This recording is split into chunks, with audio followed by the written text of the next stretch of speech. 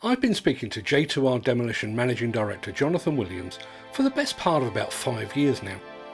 In all that time I'd planned to pay him a visit to find out what makes J2R Demolition tick and about the specific challenges facing a regional demolition contractor in the modern age. Sadly, we could never make our diaries synchronise, and then of course COVID came along and all bets were off. But then serendipity and kismet combined. I was in South Wales on a filming project at the construction hub near Cardiff. Well, it turns out that the construction hub is actually the head office of J2R Demolition, so I quickly broke out the video camera and the audio equipment to commit our long overdue face-to-face meeting to film. Well, digital file anyway. And this is the result. Take me back to the beginning. How did J2R come into being? So my background is a project QS on main contracting. Just got into it through my employer going into redundancy and starting up part-time really with Cardiff Demolition, which were great to give me an opportunity, but also taught me a lot about demolition. So I had a good 4.5 years there. I just decided that the time was right to settle on my own. That's what I did. I jumped in my own canoe and paddled away. Paddled like you. Yeah. So obviously we're at the construction hub and Rob Morris Groundworks. Yeah. Explain to me how that came to be. Yeah, so myself and Rob got a bit of a long-term relationship through business over about 15 years now. And Rob just saw an opportunity that we could basically be part of bringing different trades together to actually bounce off each other, work with each other, and ultimately offer clients a one-stop shop from taking buildings down to bringing everything back up to slab level. Obviously that's extended now with the aggregates as well. So yeah, myself and Rob just thought, why not? I think losing is a buoyant market at the time as well. So yeah, we give it a go, and 5 years down the line, we're still building.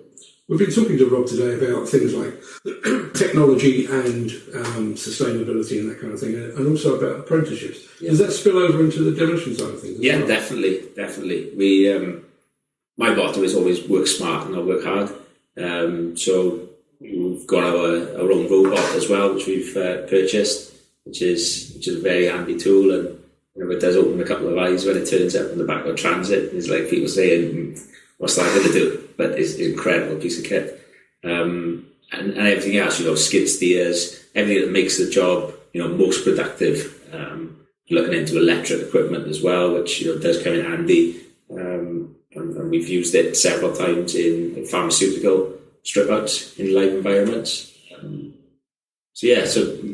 think across the board, the whole company's technology and wanting to improve our methods of delivery is a common factor across all the companies.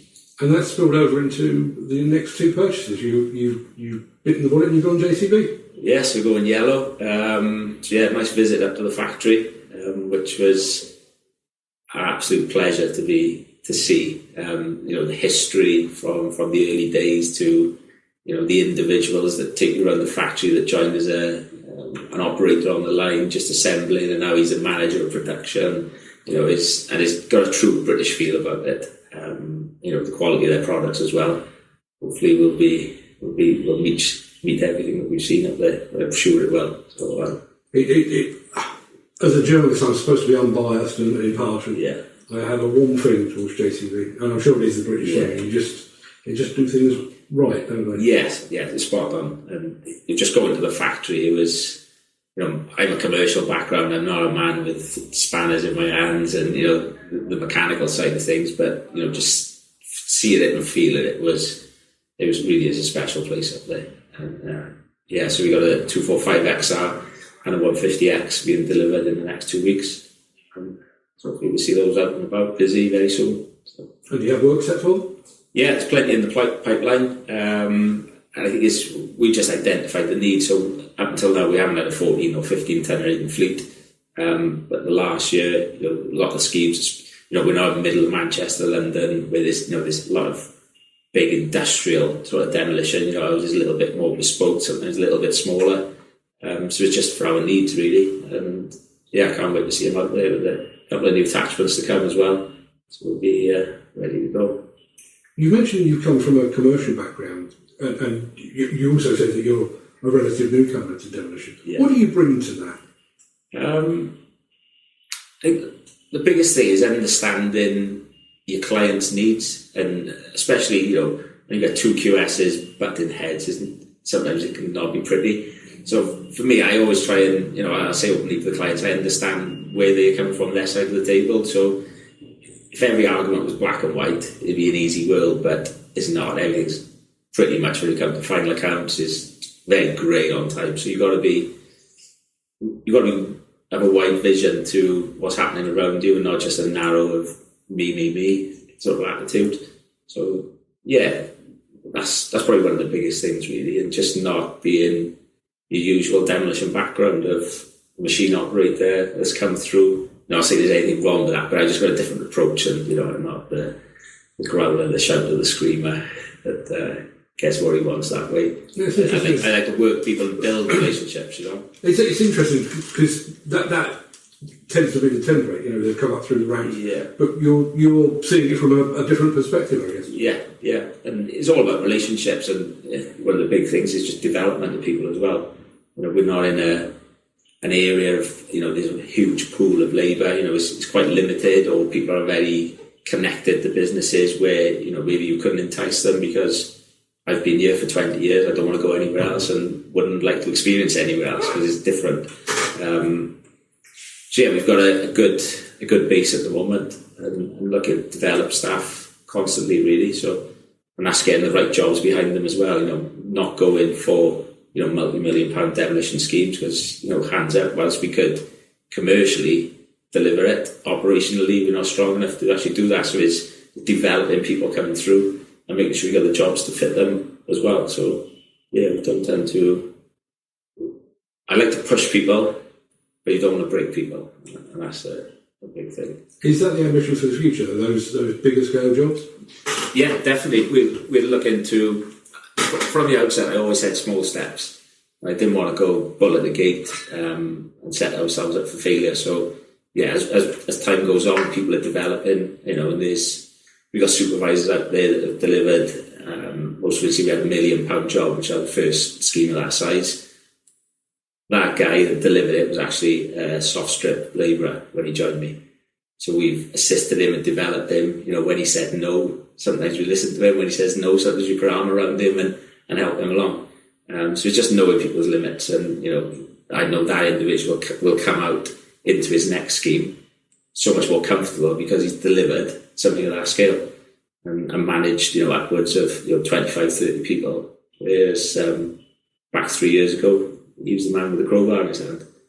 So, interesting. But yeah, we've got some nice young people coming through as well, which are hungry and lead by example. So yeah, I think give us another 5 years or so, and I think, you know, my ambition is to increase the fleet of machines, you know, and that comes with workload. So we will get there, but it's controlled is the biggest thing.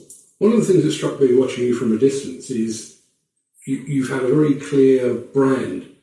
Yeah. From the outset, you know, the logo is very distinctive and that kind of thing. Yeah. Is that all part of your commercial background? Yeah, you need to stand out. So, you know, the logo has got an influence from Rob and the Groundworks. You know, we adapted it and changed it a little bit, but we just wanted to keep a common theme. So, you know, whether we're out as demolition or recycling or groundworks or plant hire, there's a common logo, and people sort of bring us back to where we are now, the construction hub, as recognising we're all part of this collective of people. Now, obviously, we are on the outskirts of, we're in north of Cardiff. Yes, yeah. North of Cardiff. Yeah. The Welsh demolition market, or the South Wales demolition market, more specifically, it is fairly tight-knit, almost incestuous. It is. Do you go astray across the bridge, or do you just keep yourself to yourself? Yes, we've done a few schemes further afield, Birmingham, Bristol's quite often, we go over there. You know, geographically is not far. You know, with the 7 bridge tolls being taken away, you know, the transport is so much easier now. You know, sat on the bridge for half an hour just waiting to get through to pay you a couple of pounds to get over the bridge. Down Devon. So yeah, we travel. I've recently got in with a chain of pubs as well, who's new, come over from the continent. So we're following those all around the UK. doing strip outs as well. So yeah, naturally, I don't know what it is with demolition boys. They like to travel. They always asking, when are we going away? When are we going away? But as ground workers, you know, they don't want to go more than sort of 30, 40 miles sometimes. You know, that's a bit of a trek for them. So yeah, we spread the wings. And, you know, if it's the right job at the right price, anyone will go anywhere. And do you see other people coming the other way in from? You have a couple. It doesn't seem to be common, to be honest. We do get a little bit frustrated when there's a job down the road of someone from far away and you think, they haven't even contacted us. But, you know, there's a lot of things with relationships, isn't there? People follow clients around and, you know, so, it works both ways. It's not just people coming in, you know, we go into areas and I'm sure they say the same thing about us as well.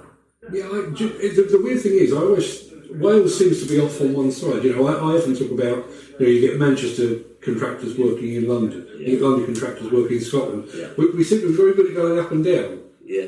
I don't get the impression anybody ever looks over this way that much, you know. I don't think people realise how, you know, Wales is considered to be a small country. So we've recently done a job in Haverfordwest. That's a 2-hour track for us to go to Haverfordwest. It's in the same country, all in the south of the country as well. So it is actually quicker for our boys to go to Birmingham to do a job. So when you put it into perspective, you know, people, yeah, I think once you get to Cardiff, maybe Swansea, you know, you are talking a different country down there. People just got this thing in their head about, I can't travel all the way down there, you know, and it is a different world, you know, the supply chain, everything is so much different down that part of the world. But, so yeah, we like to travel, and I think we'll probably spread the wings a little bit more, and try and work in the bubble and outside the bubble as well. South Wales. Aside from the branding, what is it that you would say sets J2R apart? I think it's hopefully and I'd like to think our clients would think this as well. It's just the approach we have. You know, we're there to help. You know, demolition is a niche market, especially in South Wales. You know, a lot of clients, you'd be surprised, main contractors.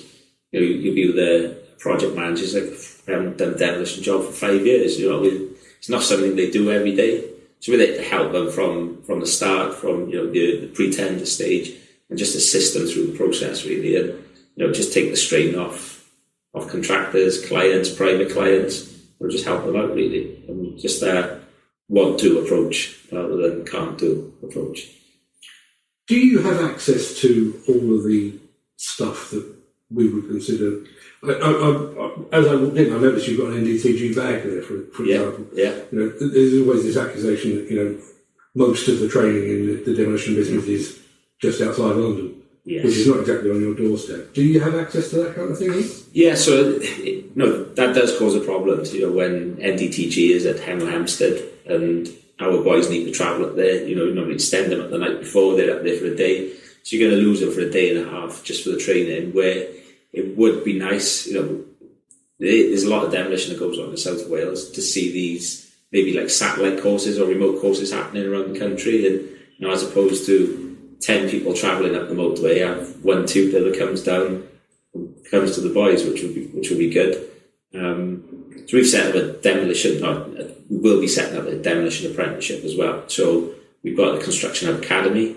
I don't know if Rob mentioned that to you. So that's all to do with needs. You know, there's a lack of training provision in the region, links to colleges, and I think the biggest thing is seeing the young people come through. You know, I've seen before where demolition is like, people like to get into it. There's a lot of times a closed door. You know, with specialists, you know, younger experience, you can't come in, and, you know, everyone needs to start somewhere. So the construction hub academy, you know, we can make people site ready to make sure they got the basic health and safety training before they go out, rather than turn up on site with just a CSCS card, which, you know, is a degree of training, but it's more a driving test, isn't it? A theory test, yeah, when you look at it in reality. How are you in terms of a sort of a pool of people and young people coming into the industry? I'll be honest, it's a struggle. So if we used to sit there today and put 2 posts out, one for a groundworks gang and one for a demolition gang, I can guarantee that groundworks, you would probably have tenfold the applications you would for demolition.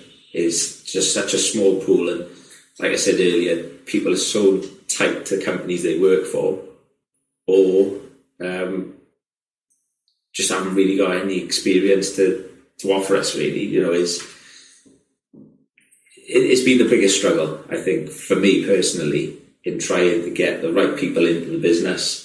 You know, because you've got to, if I was going to go maybe top of the tree and try and get in a very experienced demolition supervisor, for example, I need to make sure I got the workload that actually attracts him to it. And if the workload isn't there, or if we're doing smaller schemes, he's really not going to be interested. Whereas it is difficult, but there isn't an abundance of labour in South Wales. It really is a shortage, hence the reason why, you know, the Construction Academy, you know, we want to start generating our own people now. When are you expecting the demolition apprenticeship to start? So the status that we want to get first is NFDC, so we want to be associated with that. We obviously met as the NDTG as we speak, and I know there's been the Trailblazer scheme which the NDTG has run. I'm not sure of the success or how much that's actually rolled out, to be honest, but I'm not really seeing anything come through in our direction. And again, it's over there, isn't it? All up there, the other side of the bridge, as we say. Yeah. So yeah, it's frustrating, but, you know, young people do seem interested. You know, when I've gone out to maybe speak in a school, especially youngsters, they just seem, they're sponges, aren't they? They absorb so much, but to be knocking a building down, you know, it just seems like their eyes come up their head. Whoa, it's like, can you blow it up? And, you know, but there's a lot of, I think there's, you know, traditionally, I think it's in people's genes, to be honest. South Wales, it is manual labour. So you'd be surprised, especially groundwork, as you go up the valleys, the Rhondda valleys, you'd be surprised how many groundworks gangs come from there, because it's just in their blood to have a shovel in their hand. I'm not going to ask you specifically about J2R, but the margins in the general demolition business are poor, aren't they?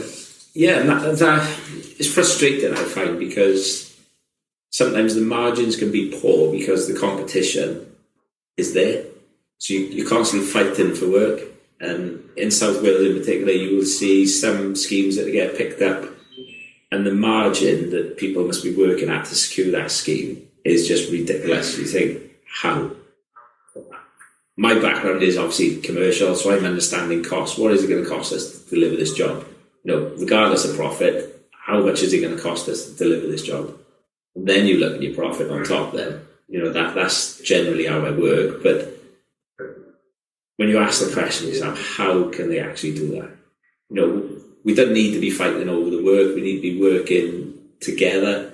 You know, we're specialist trade at the end of the day, so we don't go through all the training we do. You know, the training that goes into a gang over the year, you know, is phenomenal, and the money spent to make those group of people special and trained, and, you know, understand that they can deliver work safely, you know, and all go home at the end of the day. Yeah, there's people fighting over jobs and, you know, delivering them at cost. You think, and we are one of the most legislated businesses in the world. You know, we have to jump through all these legislation hoops, all of which cost money.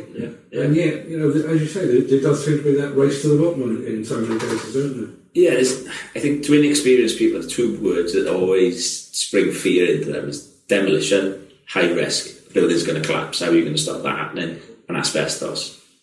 And that's why we're there. And that's why I try and say to people that this is why we're on board, because we can deal with this. This is why we're here. If you don't want someone who's going to be specialist and deal with it safely, go and get your man with the digger down the road and tell him to knock the building down. But you'll see the repercussions of it, you know. And ultimately, you don't pay minimum wage to a solicitor, do you? Because he's specialist. Not if you want to get off the hook. No. If you pay peanuts, you know what I'm saying. So yeah, you know, the business generally is developing. People are developing. You know, we're building a wider base of customers. You know, repeat customers, which is the most important thing for us. You know, I just think that the next 5 years will be interesting. In a market at the moment, I think it can be very buoyant, it can be quiet, and it's generally just unpredictable, the market we're in at the moment. It's generally across the board, you know, we can have a week where maybe we have 2 or 3 tenders in, or like last week we had 15 in a week, and it's just like this roller coaster of where is the industry, where's construction at the moment.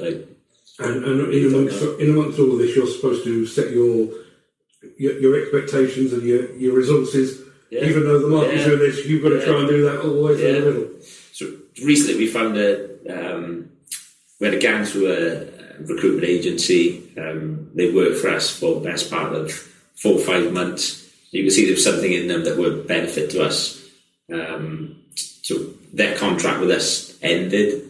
They went on to a new job, and we was at the period where all our boys were busy, but no subcontractors were coming in, no agency boys.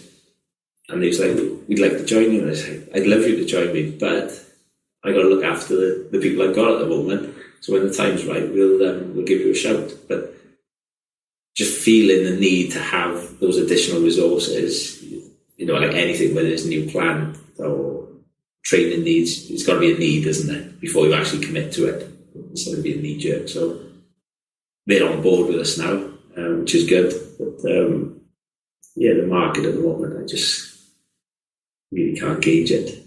It's what I find surprising is the fact that we went through the whole threat of Brexit.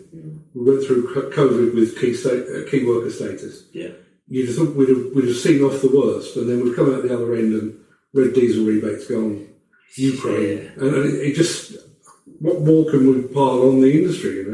Yeah, it feels like we've just been hit from all angles. The industry, you don't know. The red diesel, for example. We're not a big demolition contractor by any means, but the knock-on effect that must have to some of the bigger schemes. Just seeing a 50 grand job, for example, of straightforward demolition, that red diesel going away is a couple of £1,000 just on a small scheme like that. So, these power stations, things like that coming down at the moment, the knock-on effect that must be absolutely I think phenomenal. My concern with that is not if you've got a job coming up that you haven't yet started and you can price that in, then fine, and maybe the client may squeal a bit about the rise. My concern is the ones where, power station, for example, you take it on a power station, you're doing that for 2 or 3 years possibly. Yeah. You bought it or you've got it at one price, and now you're paying however much more for your diesel. Yeah. 2 or 3 thousands of litres a day on these bigger schemes. Yeah. Incredible.